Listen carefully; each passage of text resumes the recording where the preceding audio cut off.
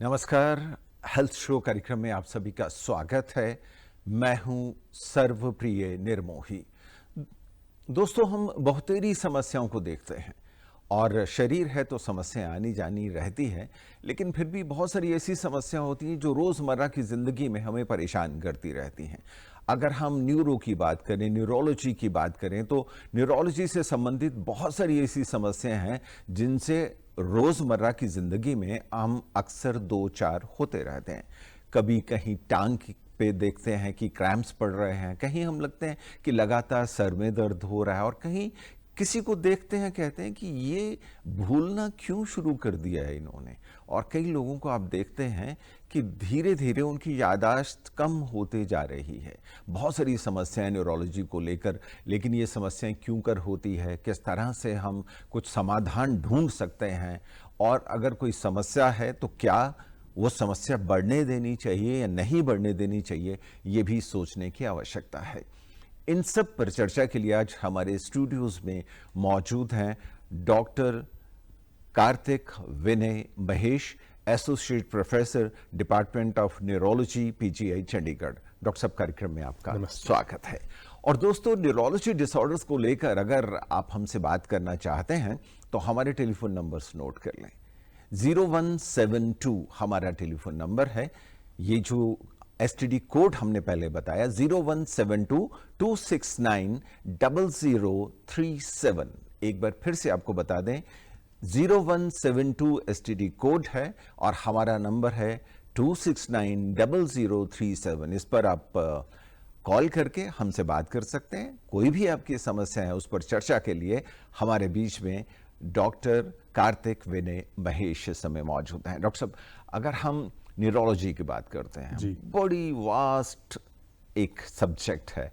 और ये कहा जाता है कि न्यूरो में अगर हमने समस्या को पकड़ लिया तो हम सीधे खड़े रहेंगे, अगर नहीं पकड़ा तो कहीं ना कहीं समस्या हमें झुलाते रहेगी, डुलाते रहेगी, और हम ये सोचेंगे यार पता नहीं मुझे क्या हो गया है। तो ज़्यादातर जो न्यूरोलॉजी की समस्याएं हैं वो क्या कर होती हैं? जी निर्मोही जी, आपने बिल्कुल सही कहा कि अगर जब तक आप समस्या को पकड़ेंगे नहीं तब तक हम उसका इलाज बिल्कुल नहीं कर पाएंगे। अगर हम कहें कि न्यूरोलॉजी में क्या क्या समस्या हैं, वैसे तो हैं बहुत सारी, लेकिन जो हमारे सबसे कॉमन चीज़ें हैं जो हम अपने ओपीडी में अगर गिने जाए 80 से 90% देखते हैं, वो होते हैं माइग्रेन या फिर सर दर्द की दिक्कत, या फिर न्यूरोपैथी जिसमें पैरों में या फिर टांगों में दिक्कत या जलन या नर्व्स की दिक्कत होती है, एपिलेप्सी या फिर दौरे की शिकायत जिनमें लोगों को दौरे, मिर्गी या फिट्स पड़ते हैं, और होते हैं पेशेंट्स के अल्जाइमर्स या डिमेंशिया, याददाश्त की दिक्कत, मनोभ्रंश जिसको कहते हैं वो होता है, और होते हैं स्ट्रोक, पैरालिसिस, अधरंग जिसको हम ब्रेन स्ट्रोक भी कहते हैं, ब्रेन पैरालिसिस या ब्रेन अटैक भी कहते हैं। ये 4-5 बीमारियां जो बड़े कॉमनली हम देखते हैं, ये जनरल पॉपुलेशन में बड़ी कॉमनली भी मिलती हैं।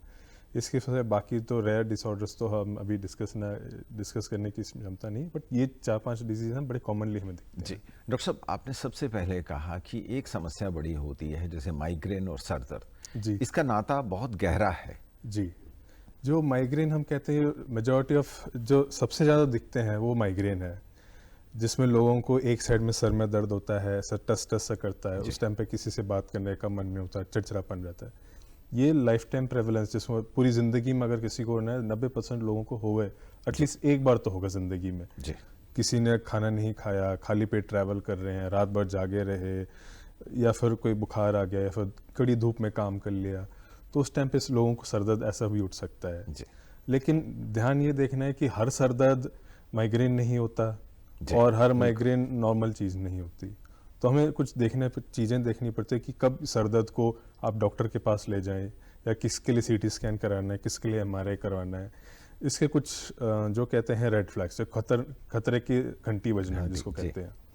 अगर आपको सर दर्द के साथ नज़र में धुंधलापन आने लगा है, दो दिखने लगे हैं, चलने में कोई दिक्कत, हाथ पैर चलना बंद हो गया हो, आवाज़ तुलाने लगी हो, या फिर दौरे पड़ रहे हो, या फिर कोई बुखार हो रहा हो, ऐसी चीज़ों में आपको डॉक्टर को दिखाना ज़रूरी है। या फिर अगर आपकी उम्र 60 से ऊपर और नया सर में दर्द शुरू हो रहा है, सर दर्द के साथ उल्टियाँ आ रही हैं, या फिर अब आपको किसी और चीज़ की दवाइयाँ चल रही हैं, या फिर जैसे आपको कीमोथेरेपी चल रही है, या फिर प्रेगनेंसी है, उस टाइम पे अगर आपको नया सर दर्द शुरू हो जाता है तो उस टाइम पे तुरंत डॉक्टर को दिखाना चाहिए, जी क्योंकि हर सर दर्द माइग्रेन नहीं होता जिसको आप पैरासीटामोल या फिर कोई भी पेन किलर खा के ठीक कर लें।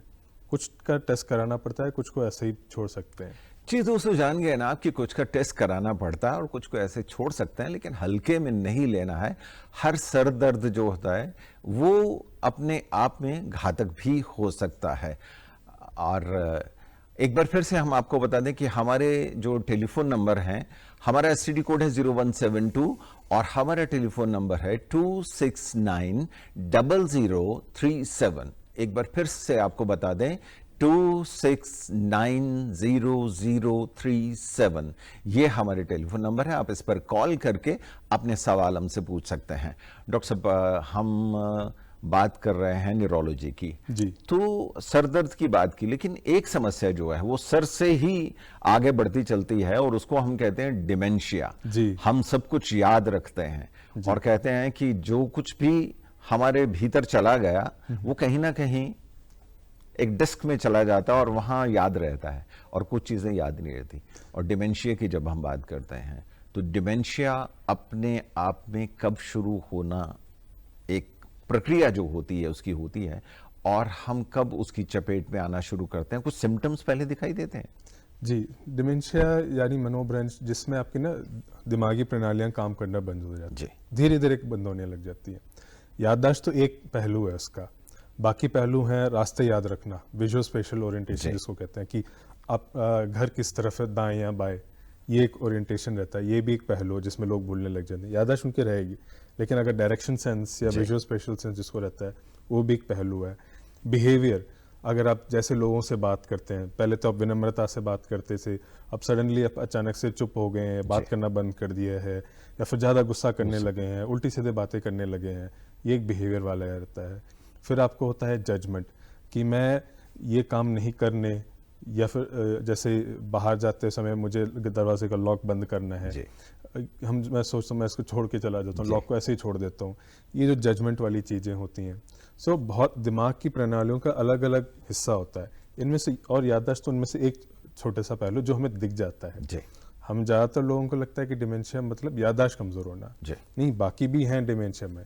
जगह का रास्ता ना पता लगना, लोगों को पहचान में ना आना, व्यवहार में बदलाव आना, ठीक है जी, ये सब भी डिमेंशिया के ही साइन होते हैं। तो और दूसरा एक बहुत बड़ा क्या कहते हैं, लोगों में गलतफहमी है कि जैसे जैसे उम्र बढ़ती रहती है लोगों की याददाश्त कम होती जाती है, और बुजुर्गों को तो याददाश्त कम हो गई और डिमेंशिया तो वैसे ही होना है। ये गलत मनोधारणा है, जैसे लोग सोचते हैं। अगर याददाश्त की दिक्कत की वजह से या फिर डिमेंशिया की दिक्कत की वजह से रोज़मर्रा काम में दिक्कतें आ रही हैं, तो वो सीरियस प्रॉब्लम है। देखिए, अगर आप कभी ना कभी एक दिन चाबी वगैरह भूल जाते हैं, रास्ते में याद नहीं रहता, तो उससे आपको बाद में याद आ जाता है, लेकिन उससे आपको कोई दिक्कत नहीं होती है ऐसे। लेकिन अगर आप चाबी भूल के और पता नहीं अपनी गाड़ी कहाँ पार्क की है, माहौल में गुम हो गए, तो ये तो सिग्निफिकेंट या फिर बहुत ज़रूरी बात हो गई कि इसको आप इग्नोर नहीं कर सकते। अगर आप बाहर जाते समय रास्ता भूल गए हैं, घर का रास्ता याद नहीं आ रहा, तो ये सब छोटी मोटी चीज़ें नहीं है। कभी आप पेंसिल रख के भूल गए तो वो तो छोटी बात हो गई है, लेकिन उससे आपकी रोज़मर्रा ज़िंदगी में कोई दिक्कतें आती नहीं है जी। लेकिन बाकी चीज़ों में अगर आपको दिक्कत आ रही है तो मेजर, जिसे कहते हैं मेजर कॉग्निटिव इम्पेयरमेंट, मतलब लाइफ को चेंज करने वाली दिक्कत। बाकी चीज़ें होती हैं माइनर, जो अर्ली स्टेजेस होते हैं, लेकिन उस टाइम पे भी इन्वेस्टिगेट करना पड़ता है। डॉक्टर साहब, चर्चा जारी रखेंगे, और एक जो दर्शक हैं वो हमारे साथ जुड़ गए हैं, ये चंडीगढ़ से हैं, प्रज्ञा दुबे जी। जी, हेलो हेलो हेलो, हाँ जी, नाम बताइए अपना। जी नमस्ते डॉक्टर साहब, मेरा नाम प्रज्ञा दुबे है। नमस्ते प्रज्ञा जी, बताइए। जी मेरे राइट साइड में, कंधे में और ये गर्दन में हल्का हल्का सा दर्द होता है। ये दर्द कभी कलाई तक आ जाता है, तो हाँ, और कंधे में थोड़ा ज्यादा रहता है ये दर्द, एक ही साइड में होता है, दाहिनी ये साइड। कितने दिनों से हो रहा है आपको? ये लगभग 15-20 दिन से हो रहा है। अच्छा, आपकी उम्र कितनी होगी लगभग? जी 35। ठीक है जी। प्रज्ञा जी, आप काम क्या करते हैं? जी काम तो बस हाउस वाइफ है। अच्छा, कोई चीजें कंधे पे उठाते तो नहीं है बार बार चीजें, कोई बच्चा नहीं, उठाना ये है फिर थोड़ा कोई? सा जिम जिम या फिर योगा हाँ जी, इस तरह का कर लेते हैं थोड़ा सा, थोड़ा हैवी एक्सरसाइज जिम जब वगैरह। कर लेते हैं ना तो आप नहीं ये नहीं, चिंता। हैवी तो नहीं करते, नॉर्मल सा ही करते हैं। हाँ जी, तो कभी कभी जब ये वेट उठा लेते हैं या फिर कोई हैवी चीजें उठाने के बाद ना जी थोड़ा सा मसल्स में स्ट्रेन होता है। जी जब कुछ दिन पहले या फिर 15-20 दिन पहले जब से ये दिक्कत शुरू होगी, जी। या तो आपने कुछ हैवी चीज उठा ली या फिर थोड़ा सा वेट हैवी कुछ अच्छा उठा लिया होगा, अच्छा उसकी अच्छा। वजह से होता है। अच्छा, एक आपके ये हाथों साइड में में है। सुनपन तो नहीं है ना आपको? ना ना ना नहीं। सुनपन नहीं है, झंझनाहट नहीं है, ना पकड़ ना। पूरी है आपको? हाँ हाँ हाँ हाँ। ठीक है जी। वैसे जैसे तो कभी नर्व की। कलाई में, वैसे गर्दन में ज्यादा दर्द होता है या हाँ जी, कंधे में, कभी कभी जी कलाई तक जाता है। जी। जैसे हम ना, अगर आप देखें कि अगर आप गर्दन सीधी नहीं रखते, आपका पोस्चर ठीक नहीं रहता ज़्यादातर, तो नर्व्स थोड़ी सी प्रेस हो जाती हैं। पूरे दिन गर्दन झुक झुक के रखते होंगे, नीचे बैठ के काम करते हैं, फिर बच्चे को उठाना या फिर बच्चे का काम, या फिर किचन में नीचे गर्दन रुक के काम करना, जी। जिनका ज़्यादातर नीचे आप झुक के रखेंगे तो आपके स्पाइन में थोड़ी सी नर्व्स प्रेस हो जाती हैं लंबे टाइम तक। अच्छा अच्छा। 30 के अच्छा, बाद ये हमें सारी ये दिक्कत। थायराइड है, कहीं इस वजह से ये प्रॉब्लम तो नहीं हुई है? थायराइड भी है? थायराइड में दूसरी दिक्कत होती है जिसमें पूरे शरीर में कमजोरी वगैरह, कब्जी वगैरह, अच्छा ये सारी शुरू होती है। अगर अच्छा आपका थायराइड लेवल ठीक है जी। तो उसकी जरूरत, चिंता करने की जरूरत नहीं। अच्छा वरना आगे कभी कभी आपके जो मसल्स थोड़े से थायराइड की वजह से भी थोड़ी सी कमजोरी आ सकती है। जी। लेकिन अब वो तो एक कंधे में जो आपको पेन हो रहा है, मोस्ट हाँ, ज़्यादातर ये लग रहा है कि आपको जो थोड़ा सा भारी चीज़ उठाने की वजह से थोड़ा सा अच्छा मसल अच्छा पेन है। मैं आपको सजेस्ट करूंगा थोड़ा सा फिजियोथेरेपी और वर्जिश कर लीजिए। कोई अच्छा ज़्यादा अच्छा तेज पेन किलर ना खाइए उसके लिए, ठीक है अच्छा जी? अच्छा। पेन जी किलर जी। ज़्यादा लेंगे और बिना प्रेस्क्रिप्शन के लेंगे लंबे टाइम जी तक तो किडनियाँ खराब होने का रिस्क भी रहता है। अच्छा अच्छा। ठीक है जी। जी ओके। प्रज्ञा जी, उम्मीद है कि आपको अपने सवाल का जवाब मिल गया होगा। जी आप जी, मिल संतुष्ट गया। होंगे? जी, ओके, थैंक यू। जी जी, डॉक्टर जैसे साहब, इन्होंने बताया था कि जी ये काफ़ी उनको क्या कहते हैं, झुक के काम करते रहते हैं, स्पाइनल कॉर्ड की प्रॉब्लम्स होती है। हमारे पास बहुत मरीज होते हैं। जी जब आप जवान होते हो तो आपके मसल स्ट्रेंथ बड़ा अच्छा होता है, आपकी स्पाइन सीधी रहती है। जी चाहे आप कैसे भी लेट जाओ बेड पे या फिर कैसे भी सोफे पर लेट जाओ, टेढ़े मेढ़े लेट जाओ, आपको कोई दिक्कत नहीं होती। जी। लेकिन कुछ उम्र के बाद, 30-35 साल के बाद, आपको ना स्पाइन मसल्स कम हो जाते हैं, स्पाइन उतना सीधा नहीं रहता। और है ना, जैसे आपका पोस्चर आपका अगर ज़्यादातर झुके रहते हैं, कंप्यूटर पे ज़्यादा काम रहता है, झुक के राइटिंग का ज़्यादा काम रहता है, ऑफिस और जी ज़्यादा रहता है, तो आपके नेक के पोस्चर काफ़ी देर तक झुके रहने की वजह से नेक में स्ट्रेन पड़ता है। जी बहुत लंबे टाइम के होने की वजह से नर्व्स भी दबने लग जाती हैं। तो हम जो हमारे व्यूवर्स हैं, हम उनको एडवाइस करेंगे तो आप अपना पोस्चर मेंटेन करके रखिए। कंप्यूटर पे काम करते हैं या फिर वर्किंग का डेस्क रहता है, तो आप अपने कंप्यूटर को या तो एलिवेट करके रख लीजिए ताकि आपका गर्दन एटलीस्ट सीधी रहे, या फिर आप 15 मिनट या हर आधे घंटे में थोड़ा ब्रेक उठा के जी गर्दन की पोस्चर को थोड़ा एडजस्ट कर लें। जी और ये साथ ही साथ आप अगर आप एक्सरसाइज, वॉकिंग, रनिंग ये सब करते हैं, वैसे भी आपका मसल मास अच्छा सा बने रहेगा और स्पाइन की दिक्कत आने से थोड़ी सी बची रहेगी आप। जी डॉक्टर साहब, चर्चा जारी रखेंगे। एक और दर्शक हमारे साथ जुड़ रहे हैं जी ये जींद हरियाणा से अनुराधा हैं। जी जी हाँ जी अनुराधा जी, पूछिए अपना सवाल। नमस्कार सर। हाँ, नमस्ते अनुराधा जी, बताइए। सर, मुझे माइग्रेन की काफी समय से समस्या है। लगभग मुझे 7-8 साल हो गए हैं जी और मैंने बहुत प्रकार की दवाइयाँ भी ली है माइग्रेन की, जो भी जी चल रही है टैबलेट, जी मगर कोई फर्क नहीं है। और इतनी तेज दर्द होता है कि बाद में इंजेक्शन लेना ही पड़ता है। इंजेक्शन ना लगाओ तो मुझे आराम नहीं होता। ठीक है। कोई आप बता सकते हैं कि महीने में कितनी बार ऐसा इंजेक्शन लगाना पड़ता है आपको? सर, मेरे को लगभग महीने में 1 बार या 2 बार की आवश्यकता पड़ जाती है। ठीक है जी। आपको कोई दर्द की टैबलेट वगैरह दी है आपके डॉक्टर साहब ने? मिगारेड खाई है मैंने, वाशोग्रेन भी खाई है और जी डाइक्लोफेनिक जो पेन किलर होती है वो ली है, और इंजेक्शन भी इसी के लगते हैं सर। ठीक है। ठीक, तो महीने में 2 बार तो कम से कम एडमिट होकर इंजेक्शन लगाना पड़ता है ना? मतलब कि जरूरी नहीं महीने में 2 बार लग जाए, पर हाँ 1 बार तो 2 बार तो हाँ हो जाता है सर, इतना तो। ठीक है जी। ठीक है, जैसे आप कह रहे हैं कि माइग्रेन की दिक्कत है, माइग्रेन का जो सबसे इम्पोर्टेंट होता है ट्रिगर होते हैं। ट्रिगर मतलब जिससे आपको शुरू होता है। जी कुछ लोगों को जब नींद पूरी नहीं होती तब शुरू होता है, कुछ लोग जब खाली पेट रखते हैं या फिर रात भर जागे रहते हैं या फिर धूप में ज़्यादा देर घूमने की वजह से, या फिर जिनको कुछ कभी कभी मेंसेस के आसपास भी लोगों को ऐसे पेन्स बढ़ने लग जाते हैं। जी सर। जब मेरे आप को खाली पेट नींद रहते की हैं दिक्कत प्रॉब्लम बढ़ भी जाती होता है। जी, नींद क्यों नहीं आ रही आपको? बस सर ऐसे ही पता नहीं क्यों, मतलब कि रात को लगभग लेट नाइट हो जाता है, नहीं आती नहीं नींद। नहीं, ये आपका ना देखिए, माइग्रेन कभी भी ठीक नहीं होगा अगर आपकी नींद पूरी नहीं है। आपको हर इंसान को कम से कम 7 से 8 घंटे की नींद पूरी होनी चाहिए।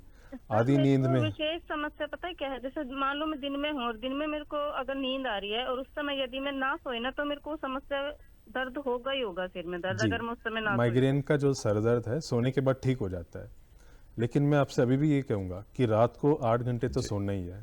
अगर नींद नहीं आ रही है और रात भर बैठे आप कुछ ना कुछ सोचते रहते हैं तो आपको अगले सुबह उठ के दिक्कत और बढ़ेगी आपकी। मैं आपसे सजेस्ट करूँगा कि आपको ना 8 घंटे की नींद पूरी होनी चाहिए। दोपहर में नैप जो सोते हैं 1-2 घंटा, उससे कोई दिक्कत नहीं होती, लेकिन अगर आप सुबह सो जाएंगे तो रात को नींद नहीं आएगी, तो आपका जो ये साइकिल रहता है सोने का और जागने का, ये खराब हो जाता है। जैसे हमारे पूर्वज कहते थे early to bed early to rise, वैसे कीजिए, जल्दी सो जाइए जल्दी उठ जाइए। दोपहर को अगर आप नींद आती है नैप ले सकते हैं, लेकिन बेटर है कि आप रात के 8 घंटे एक ही साथ पूरे कर लीजिए। खाली पेट ज़्यादा नहीं रहना, टाइम पे सो जाने, टाइम पे खाना कीजिए। माइग्रेन एक बैड लाइफस्टाइल का एक इंडिकेटर होता है आपका, ठीक है जी। हमारे और आपका वजन तो नहीं ज़्यादा? आपका वजन मेरा सर 50 के आसपास है, 50 अबो है, कम नहीं है। ठीक है जी, ठीक। अगर वजन बढ़ता है हाल ही में, उससे भी थोड़ा सर दर्द बढ़ जाता है आपका, ठीक है जी। जी, बहुत बहुत शुक्रिया अनुराधा जी हमसे बात करने के लिए। जी और डॉक्टर साहब, माइग्रेन पर बहुत सारे दर्शक जो हैं डॉक्टर साहब हमारे साथ जुड़ते हैं और बातचीत करते हैं, और वीडियो बाइट्स के साथ इस समय दर्शक जुड़ रहे हैं। उनसे एक बार उनके सवाल क्या हैं, उनकी क्या जिज्ञासा हैं और न्यूरोलॉजिकल डिसऑर्डर्स को लेकर क्या वो सोचते हैं, आइए देखते हैं। स्टडी करता था तभी से प्रॉब्लम आ रही है कि जो सर्वाइकल पेन हो रहा है, और दूसरी चीज़ें ये है कि जैसे रात को लेट नाइट नींद ना आना, और कभी कभी काफ़ी टाइम तो राइट और लेफ्ट दोनों आइज़ में काफ़ी हद तक पेन होता है। इसका इलाज क्या न्यूरो से संभव है या फिर किसी और डॉक्टर से कंसल्ट किया जाए? नींद बहुत ज़्यादा आती है, तो क्या ये न्यूरो से रिलेटेड है? अगर है तो ये न्यूरो से रिलेटेड, तो क्या इसका कोई उपचार क्या है? मेरे को माइग्रेन है, इसको जड़ से कैसे ख़त्म किया जाए, मेरा यही सवाल है, मेरे को ये सुझाव दिया जाए। मेरा क्वेश्चन ये है कि जैसे मेरे को ना कभी कभी आधे सिर में पेन रहता है, ये नींद ना आने की वजह एक कारण है कि ओवर स्ट्रेस? हमारी माता जी हैं घर पर, उन्हें नींद कम आती और सिर में भी दर्द रहता, पीछे साइड में भी, यहाँ भी दर्द रहता। अब वो कहीं माइग्रेन की समस्या नहीं हो सकती है? डॉक्टर साहब जी, आप बताएं जरा ये क्या है समस्या? जी, जैसे मैंने पहले ही कहा था, सबसे जो कॉमन हमारी ओपीडी प्रैक्टिस में हम देखते हैं 90% लाइफ लॉन्ग आपका प्रेवेलेंस है 90% की आपको माइग्रेन हो सकता है। एक बार तो आपको हेडेक से माइग्रेन तो होगा आपको। जो जैसे हमने देखा सभी पेशेंट्स में जिन्होंने भी आप आवाज़ें बताई, उनको बताते हैं कि सर में दर्द होता है, नेक में पेन होता है, नींद की प्रॉब्लम है। सो इसका सबका सेम ही जवाब है कि माइग्रेन की दिक्कत की वजह से ये हो सकता है। जब आप नींद पूरी नहीं लेते अगले दिन तो दिक्कत बढ़ेगी। नींद ना होने की वजह से तो प्रॉब्लम आनी ही है।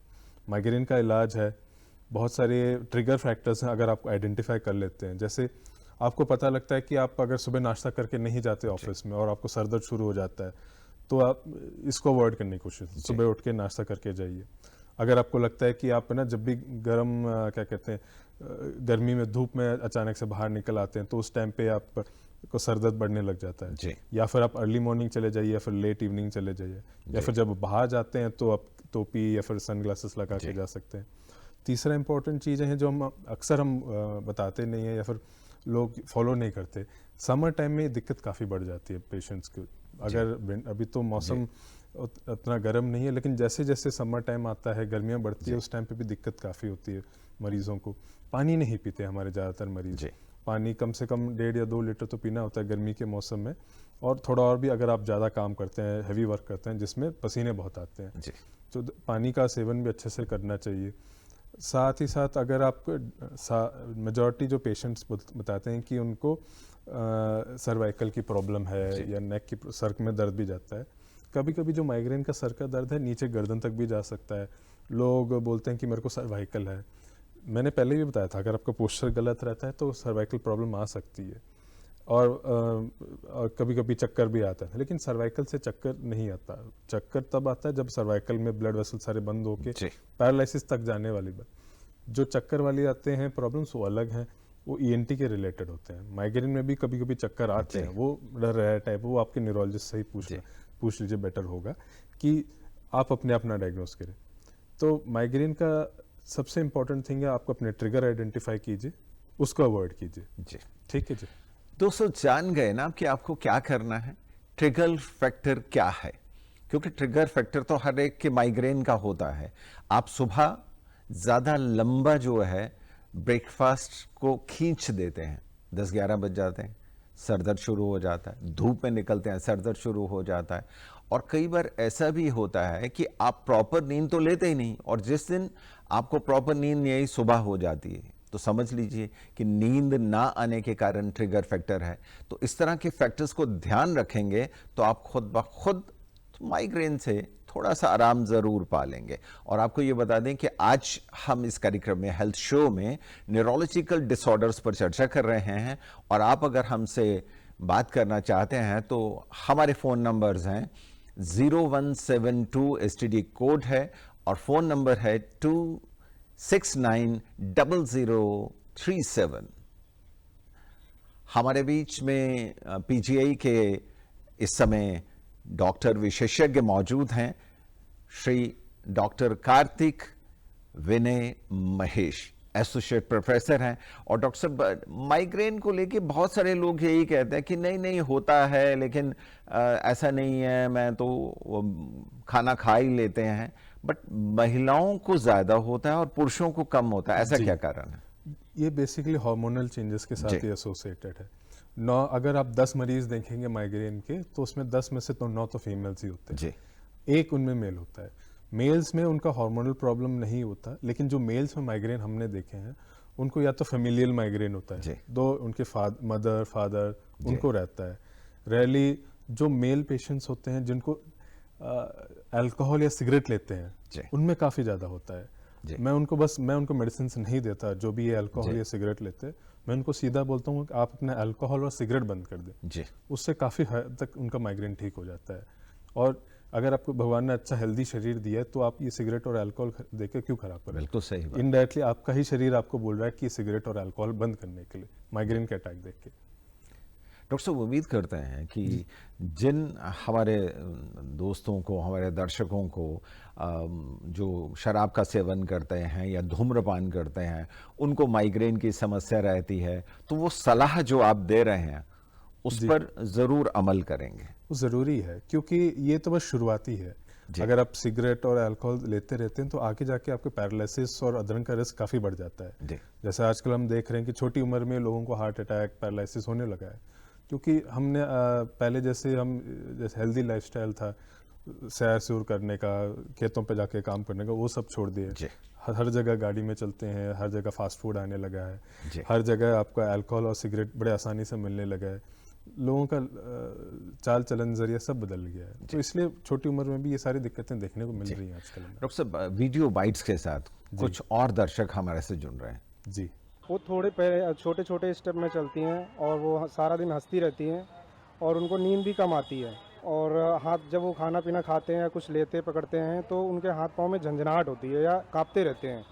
तो इसका कोई इलाज है? कभी कभी हाथ पाँव में सुन्न होना या झंझनाहट महसूस होना, ये क्या न्यूरो की प्रॉब्लम है? हम आपसे ये पूछना चाहते हैं कि जो पेशेंट कुछ खाता भी नहीं है, पीता भी नहीं है, ड्रिंकिंग भी नहीं करता है, उसको ऐसे ट्यूमर एट दिस टाइम कैसे हो सकता है? मेरे कज़न है, एक्चुअली अब्रॉड से आए हुए हैं, वो पिछले 1.5 महीने से वापस जा ही नहीं पा रहे कि उनके ना एक्चुअली हाफ सिर से लेके चिक, थिन और आइज, नोज, ये लेफ़्ट साइड उनका एक्चुअली पेन रहता है सारा। तो उसके क्या कारण है, प्लीज़ आप थोड़ा गाइड करेंगे? जी, जो हमारे पहले दर्शक ने बताया था कि उनको चलने में दिक्कत है, छोटे छोटे कदम रख के चलते हैं, हाथ में कंपन होता है, जो ये लक्षण बता रहे हैं ये हमारे पार्किंसन डिजीज़ के बताते हैं। पार्किंसन डिजीज़ क्या कहते हैं, एल्डरली और पेशेंट्स बड़ा कॉमन है, जिसमें दिमाग की जो नसें होती हैं वो भी सूखने लग जाती हैं। उसमें पेशेंट्स धीरे धीरे चलने लग जाते हैं, कंपन शुरू हो जाता है और छोटे छोटे कदम रख के चलने लग जाते हैं। ये धीरे धीरे बीमारी शुरू होती है और सालों में बढ़ती रहती है। इसका क्योर तो नहीं है, लेकिन मैनेज अच्छे से हो जाता है। दवाई देते ही कंपन रुक जाते हैं, चलने भी ठीक हो जाते हैं, लेकिन दवाई लेती रहनी पड़ेगी इनको। इसके हमारे पास नए नए ऑपरेशंस भी आने लगे हैं। आजकल हमारे पास डीप ब्रेन स्टिमुलेशन कहते हैं, DBS, जिसमें जो आपके नसें ख़राब हो गई हैं, हम उसमें जाके करंट देख के उस नसों को चलाते हैं, ताकि आपके जो चलने में दिक्कत हो रही है आप वो बिल्कुल ठीक हो जाता है उसमें। लेकिन ये 100 क्या कहते हैं जो नसें खराब हैं उसके रिप्लेस नहीं करता, बाहर से बैटरी या फिर करंट देख के उसको चलाना पड़ता है। तो आजकल काफ़ी सारे टेक्नोलॉजीज आ गए हैं, बहुत रिसर्च हो रहा है पार्किंसन डिजीज़ पे, काफ़ी ठीक हो सकता है इनका। और एक और श्रोता ने बताया था कि वो सही बात बता रहे हैं कि उन्होंने खाना पीना अच्छा खाया, उन्होंने कोई शराब नहीं, कोई सिगरेट नहीं, फिर भी उनको ब्रेन ट्यूमर या फिर कोई कैंसर वगैरह हो जाता है। देखिए, मैं कैंसर विशेषज्ञ तो नहीं हूँ, लेकिन जो हमारे जनरल सेंस है ये कहती है कैंसर के या फिर कोई किसी भी बीमारी के 3 फैक्टर्स होते हैं। होस्ट यानी इंसान में क्या दिक्कत है, दूसरा एनवायरनमेंट में क्या दिक्कत है, और पैथोजन जो आपको अटैक करता है ऑर्गेनिज्म या फिर जो ट्यूमर है उसमें क्या दिक्कत है। ठीक है, होस्ट में ये सारी चीज़ें होती हैं, जैसे बढ़ती उम्र वो एक रिस्क फैक्टर है किसी भी कैंसर या ट्यूमर के साथ। अगर आप सिगरेट या अल्कोहल लेते हो उसमें लंग कैंसर, लिवर कैंसर का होने का रिस्क रहता है। क्या कहते हैं, अगर आपके जेनेटिक रिस्क फैक्टर्स हैं, कुछ कैंसर्स होते हैं जिनमें जेनेटिक रिस्क फैक्टर्स अपने आप होते हैं, छोटी उम्र में कैंसर आ जाना, मल्टीपल जगहों पे कैंसर आ जाना। देन होता है ये तो होस्ट रिलेटेड, जो इंसान के रिलेटेड, जो आपके कंट्रोल में नहीं है, स्मोकिंग और अल्कोहल जो फिर या फिर कोई और रिस्क फैक्टर जो। देन आता है आपके एनवायरनमेंट फैक्टर्स। हमारे एनवायरनमेंट जो है आजकल हर चीज़ जिसको कहते हैं अल्ट्रा प्रोसेस्ड फूड, आपका खाना किसी फैक्ट्री में बनता है, बर्गर किसी फैक्ट्री में बनता है, चीज़ लेते हो, बटर लेते हो, सॉस लेते हो, ये सारा प्रोसेस्ड फूड है। अगर आप इसमें देखेंगे तो केमिकल्स के सिवाय खाना तो बहुत कम है। अगर जो भी आप खाना खाते हो, सेब हो, फ्रूट्स हो, सब पे इंसेक्टिसाइड छिड़का हुआ है, सब पे पेस्टिसाइड छिड़का हुआ है। अगर उस खाने को खाने के लिए इंसेक्ट्स ही नहीं आ रहे, आप क्यों खा रहे हो? ठीक है जी। सो इसका हमें लॉन्ग टर्म इफेक्ट तो हमें पता है कि बहुत सारे पेस्टिसाइड्स या इंसेक्टिसाइड से काफ़ी साइड इफेक्ट्स होते हैं। एनवायरमेंटल टॉक्सिन भी होता है, पोल्यूशन हर जगह फैला है, आपके बोर वाटर में भी हैवी मेटल्स मिलने लगे हैं, प्रदूषण पदार्थ हर चीज़ में है। तो ये जब आप कितना भी अवॉइड कर लें, आप अपना ये पानी का सोर्स नहीं बदल सकते, आप अपना जहाँ से सब्जियाँ खरीदते वो नहीं बदल सकते, आप अपने घर में खुद सब्जियाँ नहीं उगा सकते, तो पेस्टिसाइड्स एनवायरमेंटल फैक्टर्स को भी आपको रिस्क कम करना पड़ेगा। डॉक्टर साहब, न्यूरोपैथी की बात करें तो न्यूरोपैथी हर व्यक्ति अपनी जुबान से शब्द बोलता ज़रूर है, लेकिन न्यूरोपैथी होती क्या है और कैसे शुरुआत होती है, क्या कहेंगे? न्यूरोपैथी का सिंपल अर्थ है नर्व की प्रॉब्लम, जो आपके पेरिफेरल नर्व्स हैं, जो आपके ना दिमाग से निकल के स्पाइनल कॉर्ड से होते हुए जो आपके पैर हाथ सब जगह जा रहे हैं, नर्व्स हैं।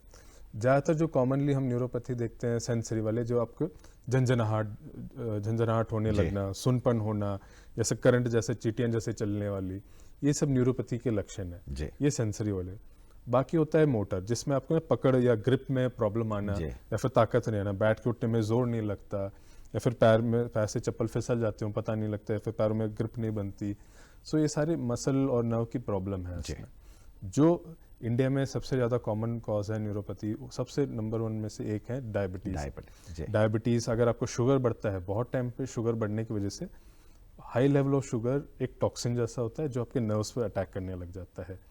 इतने लंबे टाइम तक अगर शुगर रहता है तो आप सालों सालों में आपको जो नसें सबसे लंबी वाली हैं, जैसे पैर की नसें होती हैं, बहुत दूर तक आपका ब्लड या वहाँ तक नहीं जाता। तो सबसे पहले डैमेज आपके पैरों से शुरू होता है, पैरों की नसों में झंझनाहट या जलन शुरू होता है, सबसे पहले लक्षण होते हैं। आपको पता नहीं चलता कि चींटियां चल रही हैं या फिर आपके पैर पे कोई चोट लगी, ये भी पता नहीं सकता। तो ये सारे न्यूरोपैथी के लक्षण हैं। हमारे जो भी हमारे श्रोता हैं जिनको भी डायबिटीज़ है, उनके रिक्वेस्ट करेंगे कि अगर आपके पैरों में कोई भी झंझनाहट हो, सुनपन आने लगो, तो आपको न्यूरो का चेकअप ज़रूर कराना चाहिए। जैसे शुगर की वजह से आपकी आंखों में दिक्कत होती है, किडनी में दिक्कत होती है, तीसरे नर्व्स में, तो साल में 1 या 2 बार तो आपकी तीनों का चेकअप तो ज़रूर कराना पड़ता है, जो भी आपके शुगर वाले डॉक्टर हैं। डॉक्टर साहब, जनरली क्या होता है कि हम न्यूरोपैथी की ये सारी समस्याएं महसूस कर रहे होते हैं, हमारे पेरिफेरल जो नर्व्स हैं उनमें समस्या आ रही है, चलने में दिक्कत आ रही है, भारीपन महसूस कर रहे हैं, लेकिन विशेषज्ञ के पास नहीं जाते, क्या नुकसान हो सकता है? देखिए, अगर आप बीमारी नर्व्स का अगर हम बताएं आपको कि नर्व्स रिकवर नहीं होती, ठीक है जी, नर्व्स एक बार डैमेज हो गई तो डैमेज हो गई, ठीक है जी। अगर आपका लिवर का सेल डैमेज हो जाता है तो थोड़ा सा रिकवर कर जाता है, डिवाइड हो सकता है। नर्व्स के साथ ऐसा नहीं है, ठीक है। तो हम ये कर सकते हैं कि डैमेज जितना हो चुका है वहीं पे रोक दें, जिसके कारण डैमेज हो है उसको ट्रीट कर लें, और जो आपको सिम्टम्स है, जैसे झंझनाहट हो गई, जलन हो गया, जिसके कारण चल नहीं पा रहे, उसके लिए दवाई दे दें। और अगर आपकी उम्र छोटी है और कोई बीमारियां नहीं है तो बाकी नसें भी काम करना शुरू हो जाते हैं। एक नर्व्स तो मर गई, ठीक है, लेकिन बाकी नर्व्स जो आसपास की वो रिकवर कर सकते हैं। ठीक है जी, उसका ट्रीटमेंट तो ज़रूरी है। जितना जल्दी ट्रीटमेंट करें उतने कॉम्प्लिकेशंस कम होंगे और उतनी ज़्यादा नसें बची रहेंगी आपकी। जी बिल्कुल। डॉक्टर साहब चर्चा जारी रखेंगे जी। एक दर्शक हमारे से जुड़ रहे हैं। जी जी, क्या नाम है आपका? जी नमस्कार जी, मेरा नाम मनिंदर है, मैं चंडीगढ़ से बोल रहा हूँ। जी मनिंदर जी, पूछिए अपना सवाल डॉक्टर साहब से। नमस्ते मनिंदर जी। नमस्कार डॉक्टर साहब, मेरे दोस्त हैं सजीव, जो कि हमारे साथ ही रहते हैं और ड्यूटी करते हैं, हम एक साथ ही रहते हैं ऑलमोस्ट 8-10 घंटे। उन्हें सर थोड़ी सी पीछे मतलब कुछ चीज भूलने की आदत थी या उनको नींद सी आती है ऐसा, हालांकि वो फिजिकल फिटनेस में तो पूरा ही है, योगा वगैरह करते हैं, लेकिन वही कहते हैं कि मैं कोई चीज बात करते करते अगर कोई मुझसे कुछ चीज दूसरा कोई क्वेश्चन पूछ ले तो मैं पहला वाला क्वेश्चन स्लिप कर जाता हूँ। तो हमने कई बार मॉनिटरिंग करी है, मैंने हम उनसे बात कर रहा हूँ, अगर तीसरा पर्सन आके अगर कोई बात कर लेगा तो वह पूछेगा आप कहाँ पे थे। इस तरीके के इंडिकेशन उनके पास आ रहे हैं, तो ये क्या कारण हो सकता है सर? आपका कहने का मतलब बीच बीच में वो गुम हो जाते हैं या समझ नहीं पाते उस टाइम पे? मैं और आप बात कर रहे हैं ना सर, और तीसरा बंदा आके इंटरफेयर कर देता है, यानी कोई चीज पूछ लेता है, तो मेरी और उनकी जो वार्ता हो रही है वो सारा ही भूल जाते हैं, फिर उनको याद दिलाते हैं, उनको आ जाता है फ्यू सेकंड में। ये कुछ इस तरीके से चल रहा है, तो हमें थोड़ा सा लगा कि आप खान पीने में क्या विटामिन वगैरह दे रहे हैं। आपके जो ये मित्र हैं उनकी उम्र कितनी है? सर उनकी है सजीव हैं, उनकी उम्र है करीब करीब 38 के आसपास है सर। ठीक है जी। और उनको कोई बीपी, शुगर, शराब, सिगरेट किसी और चीज की नहीं है ना, वो ड्रिंक नहीं करते, सिगरेट स्मोक भी नहीं करते। ठीक है जी। और ये आपके मित्र को और कोई दिक्कत बाकी टाइम पे याद रहता है उनको, बाकी चीजें उनको, बाकी चीज घर का रास्ता याद है उनको, आपने देखा है? दिक्कत आ जाए ना तो फिर वो थोड़ा सा मतलब अटल जाते हैं, वो भूल जाते हैं कि मैं क्या बोलना चाह रहा हूँ। अच्छा, नहीं, घर का रास्ता याद रख लेते हैं। हाँ, घर का याद रहता है, उनका दोस्त है, मतलब आशुतोष जी हैं, ऐसे सभी उनका नाम याद रखते हैं, अजीत वगैरह। और उनके आपको लगता है इनके व्यवहार में कोई बर्ताव में कोई थोड़ा सा चिड़चिड़ापन आ गया है?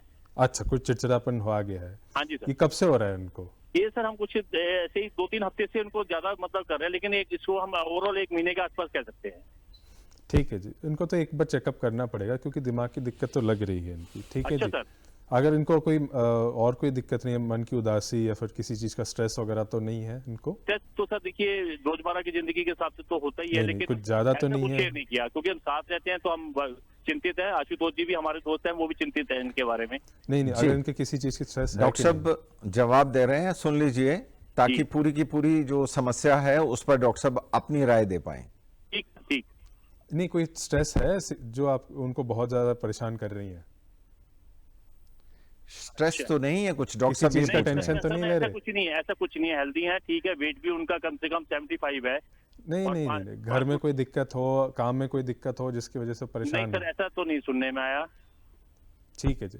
अगर वो ज्यादा चिड़चिड़े हो गए और ध्यान नहीं रख पा रहे तो उसका एक और कारण हो सकता है कि कोई या तो दिमाग की दिक्कत हो सकती है, दूसरा एक बार जो हम जरूर इग्नोर कर देते हैं, स्ट्रेस और जो टेंशन की दिक्कत है। अगर आप टेंशन में है, 10-12 चीजें करनी है आपको एक साथ, तो ये तो जरूरी है कि 1-2 चीजें तो भूलेंगे। अगर आपको बोला कि इसके बाद दूसरी मीटिंग में जाना है, फिर तीसरी मीटिंग में जाना है, 3-4 जगहों पे एक साथ जाना है, तो आप एक ही चीज सब पे फोकस नहीं कर पाएंगे और ऐसा हो सकता है कि आप उस पर अटेंशन ना दे पाए। ये नॉर्मली लोगों के साथ होता है कि बहुत ज़्यादा काम ओवरलोड होने की वजह से चीज़ें भूल सकते हैं जी।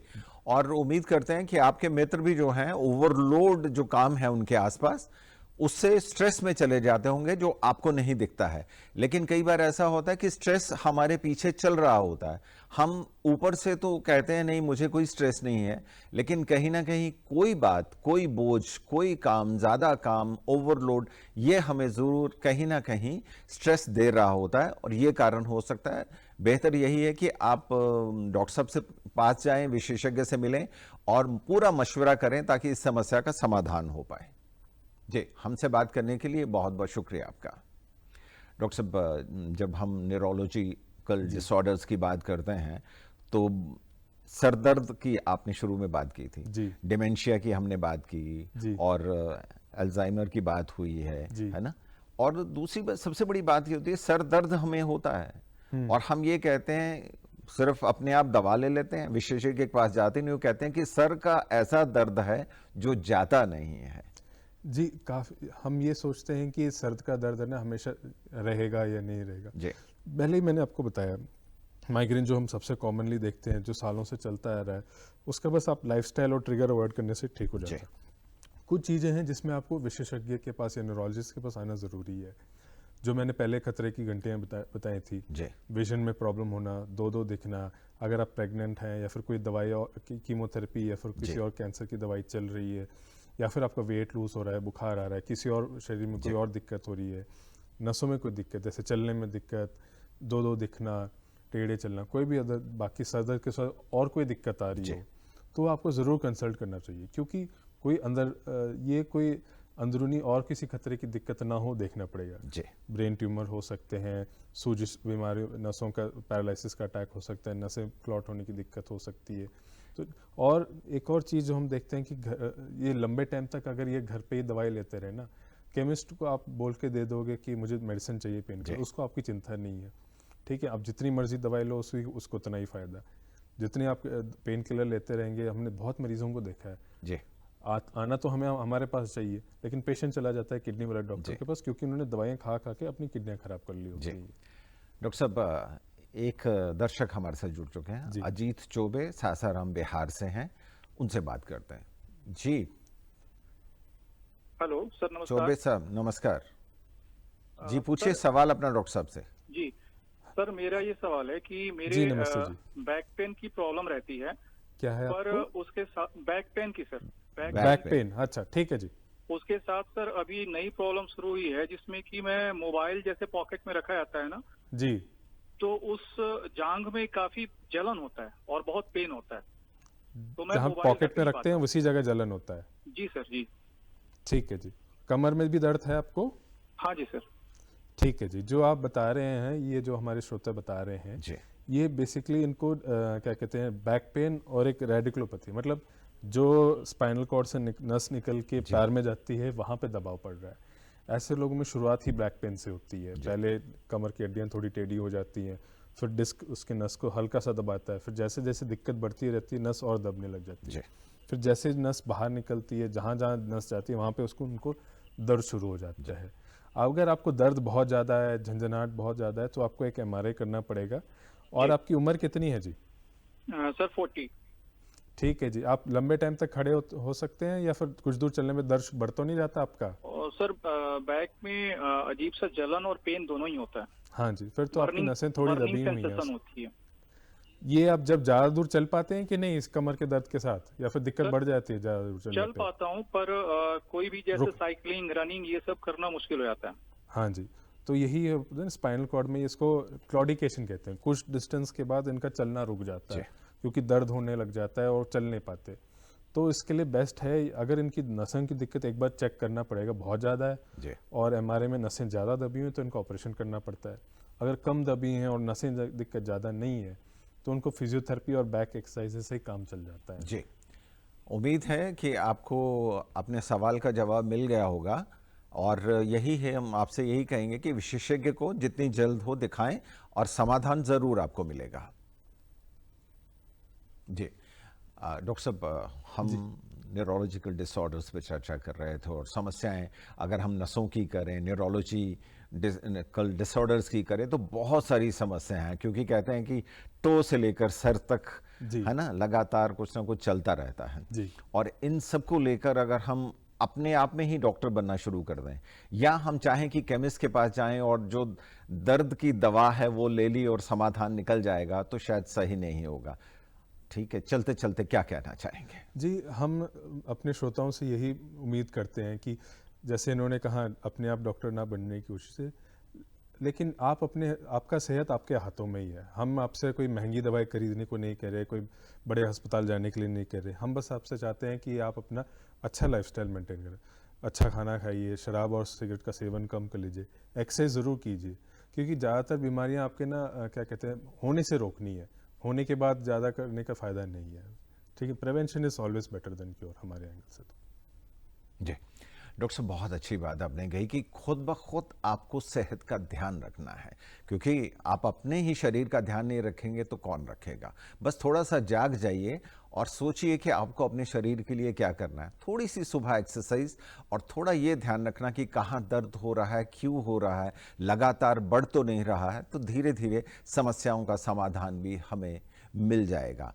आज के हेल्थ शो में हम चर्चा कर रहे थे न्यूरोलॉजिकल डिसऑर्डर्स पर, और हमारे साथ जो चर्चा के लिए आज हमारे स्टूडियोज में मौजूद रहे doctor Kartik Vinay Mahesh, associate professor department of neurology, PGI Chandigarh. Doctor साहब, हमारे कार्यक्रम में आने के लिए आपका बहुत बहुत शुक्रिया। धन्यवाद। अब हमारे ये कार्यक्रम DD Chandigarh, DD Punjabi, DD Haryana और ओटीटी प्लेटफॉर्म वेब्स पर भी देख सकते हैं।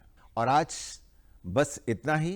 अगले सप्ताह आपसे पुनः मुलाकात होगी, तब तक के लिए इजाजत दीजिए। नमस्कार।